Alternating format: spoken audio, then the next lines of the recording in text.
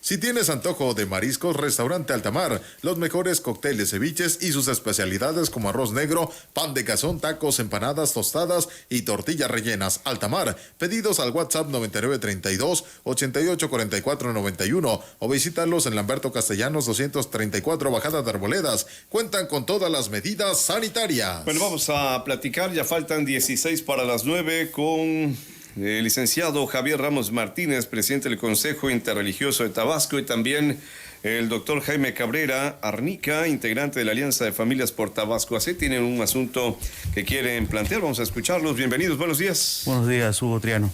Buenos días a todo el auditorio. ¿Qué tal, Hugo? Muy buenos días. Hugo, como siempre, agradeciéndote a ti y al Grupo Telereportaje por los espacios que siempre nos han proporcionado.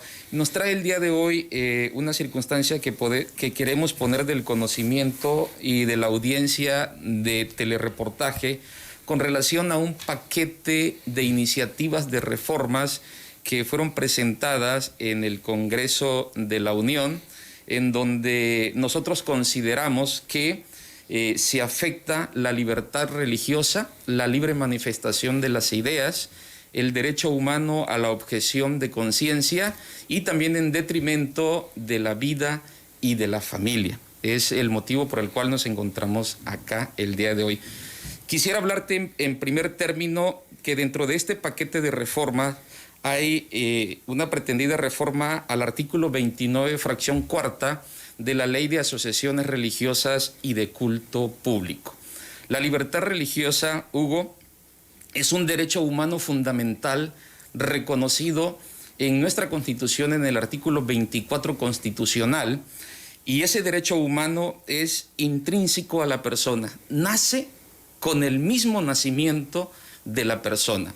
Es un derecho humano que el Estado no otorga, o sea, no es una gracia del Estado que te otorgue a ti, me otorgue a mí y a todos los mexicanos el derecho a elegir una fe, una religión, a manifestarla de manera privada, pero también de manera pública. La única obligación que tiene el Estado es de garantizarla.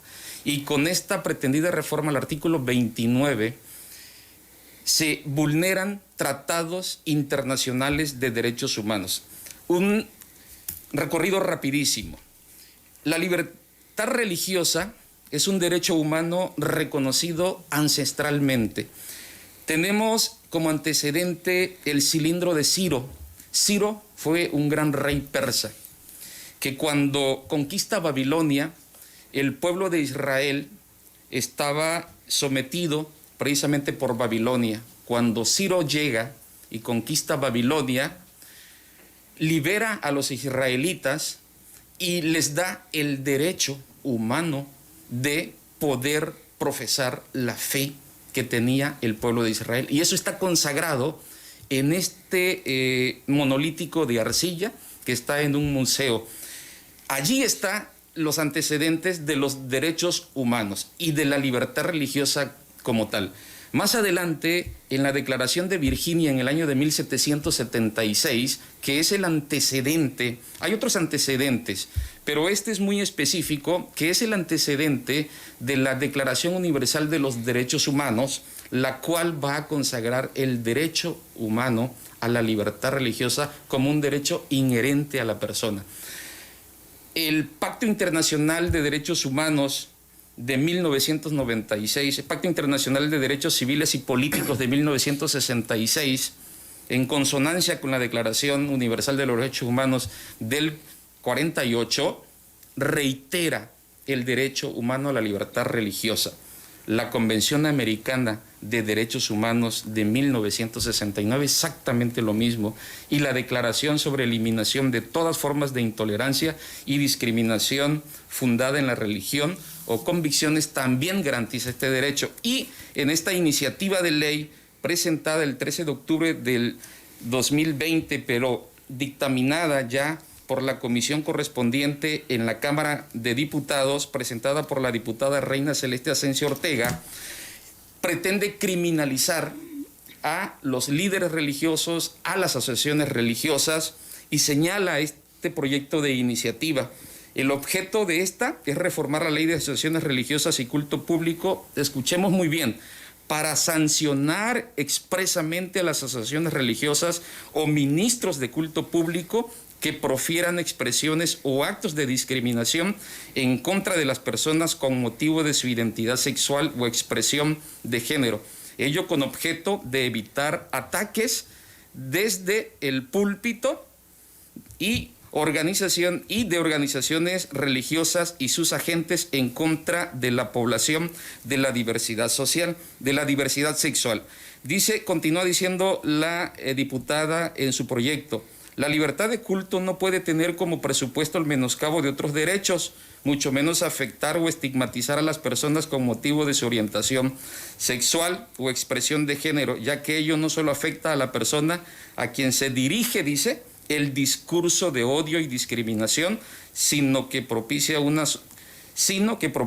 una sociedad intolerante. Y así sucesivamente sigue manifestándose en esta iniciativa que los líderes religiosos dicen, esta iniciativa, a decir de la diputada, que estos grupos vulnerables son discriminados desde el púlpito o en los espacios donde ejercen su autoridad algunas asociaciones religiosas. Dice la diputada aquí, para sancionar expresamente a las asociaciones religiosas, pero no solo a las asociaciones religiosas y a los líderes religiosos, dice a los agentes, ¿sí? Es decir, a cualquier persona que profese una fe, ¿sí?, puede ser sancionada. Nosotros encontramos aquí, Hugo, dice que desde el púlpito y que las asociaciones religiosas son intolerantes y diseminan discursos de odio. Cosa totalmente falsa. Las asociaciones religiosas están dedicadas a promover la doctrina y, en el ámbito cristiano, la doctrina de Cristo. Y la doctrina de Cristo, ¿sí?, lo que manifiesta es el amor y el amor al prójimo. Señalan acá también una serie de circunstancias señalando a ciertas personas que diseminan el discurso de odio y específicamente, por ejemplo, Iglesia Católica. Eso es totalmente falso. Cuando la Iglesia Católica, en el Catecismo de la Iglesia Católica, en su artículo 2358, expresa de manera clara y textual: un número apreciable de hombres y mujeres presentan tendencias homosexuales profundamente arraigadas. Esta inclinación objetivamente constituye para la mayoría de ellos una auténtica prueba. Deben ser acogidos con respeto, compasión y delicadeza. Se evitará respecto de ellos todo signo de discriminación injusta. Esto echa por la borda la pretendida justificación que se pretende dar a esto, para sancionar a las asociaciones religiosas y a los líderes religiosos, así como a los agentes. Todo derecho humano, Hugo, por eso esta parte del pasaje histórico de los derechos humanos con relación a la libertad religiosa, los derechos humanos tienen ciertas características y el derecho humano a la libertad religiosa y a la objeción de conciencia es un derecho humano fundamental, como señalaba, reconocido por nuestra Constitución y tratados internacionales. Dos características: los derechos humanos son universales, es decir, sin exclusión para todos, y son progresivos e imprescriptibles. Los derechos humanos que ya están reconocidos no pueden ir en retroceso, ni nadie puede ir en contra de los mismos. Tratando de trasladarlo a una escena real de las cosas que hoy nos tocan vivir, ¿podría pensarse, yo así lo voy vislumbrando en cuanto a lo que exponen ustedes, que podría haber alguna sanción para algún sacerdote que, por ejemplo, haga énfasis en su homilía sobre las uniones de las personas del mismo sexo? Y él, cuidando el evangelio, hablaría del matrimonio entre hombre y mujer, y a lo mejor alguien lo considera una agresión. Así es. Y entonces es donde entra esta sanción de la que nos hablas. Es donde entra, y tiene varias deficiencias que se necesitaría mucho tiempo para darle tiempo aquí al doctor Jaime. Muchas deficiencias esta iniciativa de reforma. Por ejemplo, esta iniciativa de reforma. Y hablan de sanciones. A eso voy precisamente. Cárcel, a eso voy. ¿De qué habla? Sí, Esta, para empezar, toda iniciativa de ley tiene que tener un planteamiento del problema y una justificación, y dentro de esta justificación está el derecho comparado, indispensable en toda iniciativa de ley. El derecho comparado es decir qué ha sucedido con otros tratados, qué ha sucedido con otras constituciones y qué ha sucedido en otros estados o países con relación al planteamiento del problema. Carece totalmente esta iniciativa de ese punto. Y respecto de la pregunta de manera específica, esta iniciativa de ley no presenta relación con ninguna otra ley. Es decir, dice, se sancionará a las asociaciones religiosas, a los líderes y a los agentes, pero no dice efectivamente con qué ley o qué órgano va a ser el encargado de sancionar o aplicar la sanción correspondiente. Carece de ese elemento de forma. ¿De acuerdo? Toda ley debe de ser muy clara, no tiene que tener ninguna ambigüedad. Y para concluir en ese sentido, pudiera ser que se está abriendo la puerta para una iniciativa que también está allí en el Senado de la República, presentada en el año de 2019 por Lorena Ivette Valle San Pedro, que dice: iniciativa con proyecto de decreto que reforma y adiciona diversas disposiciones del artículo 149 ter del Código Penal Federal en materia de discurso de odio. ¿Y cuál sería la penalización? No lo sabemos, y es una de las deficiencias que señalamos que tiene esta iniciativa de ley. Proyecto: se aplicará sanción de 1 a 4 años de prisión o de 150 a 300 días de trabajo a favor de la comunidad y hasta 360 días multa al que por razones de origen o pertenencia étnica, así sucesivamente, preferencia, orientación o identidad, y continúa diciendo, disemine el discurso de odio. Pudiera ser que esta sería la sanción. No lo sabemos, pero que sí es un elemento también, pues, de deficiencia de esta iniciativa de ley. O a lo mejor el no avalar la unión de personas del mismo sexo desde la iglesia, desde el evangelio. Hay quienes lo pudieran considerar parte de este discurso discriminatorio, pero bueno, los que somos creyentes sabemos que no se puede ajustar el evangelio a la conveniencia de uno o al deseo de uno, ¿no? Lo que es, y no hay más que hacer. Es lo que señalamos. Bien, doctor, ¿qué quiere usted agregar? Sí, primeramente, darte un saludo de parte de Raúl Álvarez Constantino, me dijo que te saludara. ¿Cómo no, es el presidente de la Alianza de Familias por Tabasco AC, que es el que está trabajando ahorita estos temas, y vengo en su representación. Hablar acerca de la reforma constitucional. Hay un proyecto de reforma constitucional que ya ha sido aprobado la semana antepasada por una comisión de puntos constitucionales y va a pasar al pleno de la Cámara de Diputados Federal y posteriormente ser aprobado a la Cámara de Senadores. Lo preocupante, a pesar de ser una iniciativa o un proyecto compuesto por casi 50 iniciativas de reforma constitucional, a la que llaman igualdad sustantiva, en el que se pretende reformar casi una cuarta parte de nuestra Constitución. Es una visión bastante amplia y que no ha sido sometida a los consensos ni de diputados ni siquiera de la población. Es muy extenso el tema, pero quisiera abocarme por la cuestión de tiempo al artículo 4 constitucional, que pretenden quitar el término la mujer y el hombre son iguales ante la ley.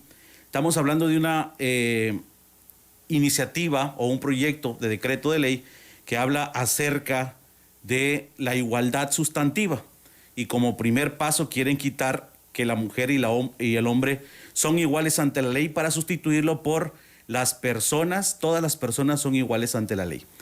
Entonces no entendemos qué término, por qué el cambiarle el texto si al final del día todos somos hombres o mujeres.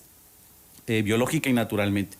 Esto nos preocupa porque el mismo artículo 4 constitucional, en ese párrafo primero que pretenden reformar, habla acerca de comunidades familiares, que deben respetarse las comunidades familiares, integradas incluso, dice, por personas del mismo sexo con o sin hijos.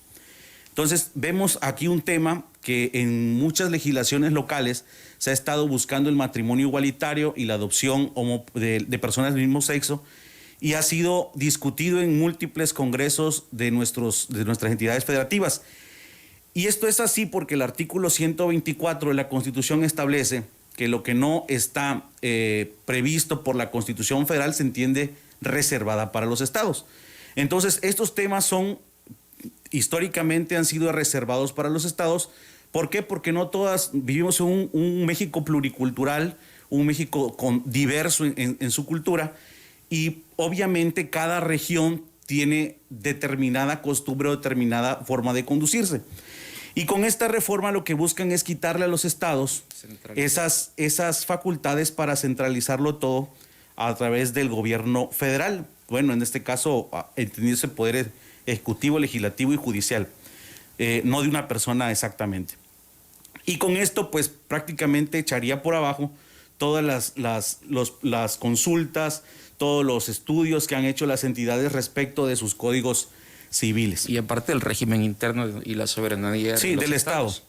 El párrafo segundo establece igual: toda persona tiene derecho al libre desarrollo de la personalidad, un término de derechos humanos, el libre desarrollo de la personalidad, que es muy importante, pero que desgraciadamente se ha ido desvirtuando el significado de este principio, ¿no? Hablan ahí y a la autonomía reproductiva. Hace un momento platicaba o comentaba Javier que las leyes deben ser claras. Incluso el Poder Judicial de la Federación está teniendo un avance en cuanto a que sus sentencias sean claras para las personas que va dirigida. Y vemos que entre más claras son las sentencias o más claras se busca que sean las leyes, nuestros legisladores buscan complicarlo y poner argumentos o frases que no sean entendidas para la población. Cuando habla de autonomía reproductiva y cuando habla de derecho sexual y reproductivo, no se refiere a otra cosa más que aborto. Otra figura reservada para los estados de nuestro país, y que a través de esto se pretende vulnerar esa soberanía de cada uno de los estados. Esto controvierte la Declaración Universal de Derechos Humanos en su artículo 3, la Convención sobre Derechos del Niño en el 6.1, la Convención Americana en el 4.1 y de más de 20 constituciones locales que protegen la vida del niño o de la persona más bien desde la concepción hasta su muerte natural. Esto prácticamente generaría que las constituciones locales, más de 20 que establecen este derecho, tendrán que reformarlo para poder amoldarlo a lo que ahora quieren imponer nuestros legisladores federales.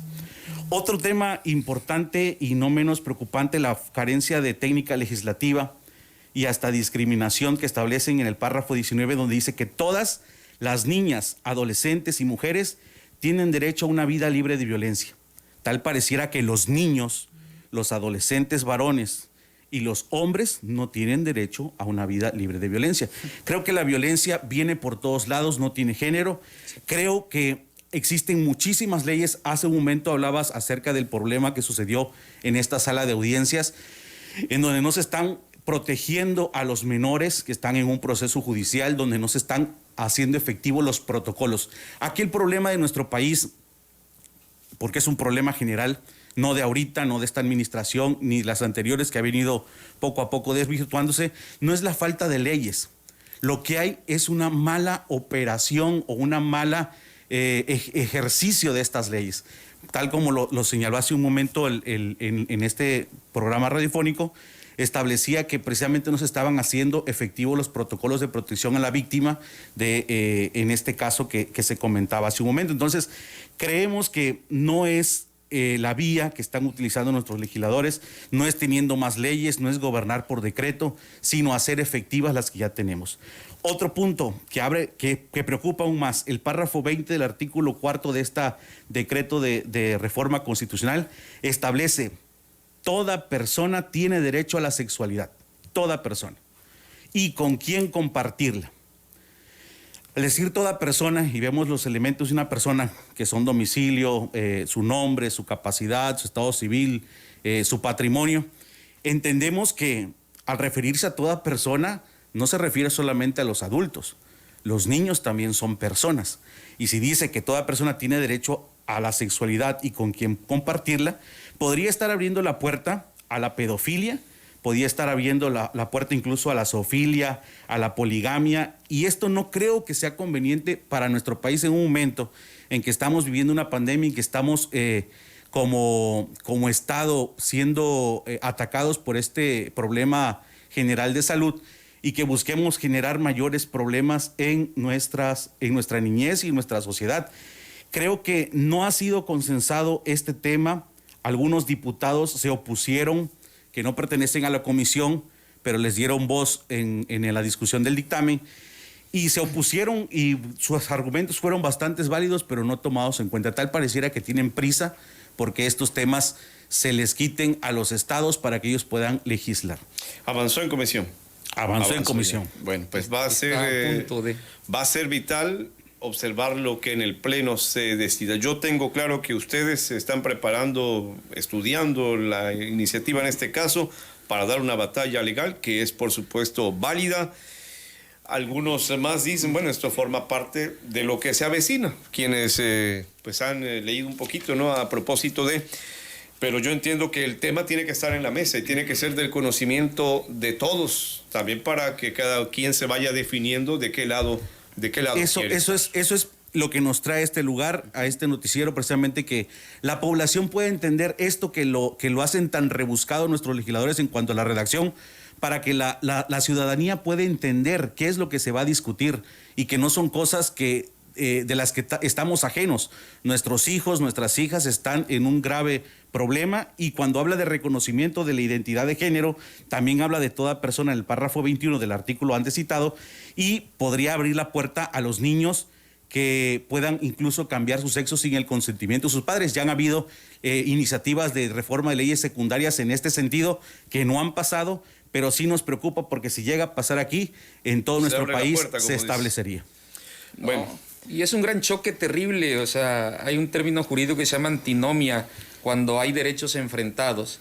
Y en este paquete de iniciativas como la que plantea aquí el doctor, y con la reforma del artículo 29, todos van en detrimento de derechos ya reconocidos, como por ejemplo el artículo 6 de la Constitución, que habla de la libre manifestación de las ideas, que no será objeto de ninguna inquisición judicial o administrativa, y que también es inviolable la libertad de difundir opiniones, información e ideas a través de cualquier medio. Y a través de este paquete de reformas que lo quieren pasar en todo un combo precisamente para que la población no esté enterada y no sepa de qué es lo que se nos viene encima, pues como decía el doctor, pretenden de manera rápida aprobar en ese sentido. Y hacer un llamado también a nuestros diputados federales, los representantes de nosotros en el estado de Tabasco, para que pues busquen la manera de que no pase este dictamen y que se regrese a comisiones con el fin de que sea estudiado y no se vote solamente porque se escuche muy bonito, ¿no? Porque el título es muy bonito, pero no. Formen parte de una corriente política idealista, de un solo partido. Ideología, sí. Bueno, oigan, yo les agradezco que vengan aquí al programa. Como les decía, es importante tener claridad sobre estos temas para que cada quien se vaya definiendo de qué lado quiere estar en todas estas situaciones que ya están tocando a nuestra puerta. Les agradezco mucho. Sí, no, solamente decir las redes sociales de nuestra asociación, Alianza de Familias por Tabasco, así está en Facebook, y en Twitter está como @familiasxtap, para que puedan estar más informados de este tema.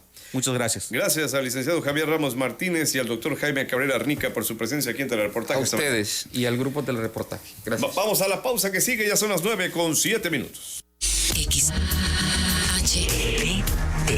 desde Villahermosa, Tabasco.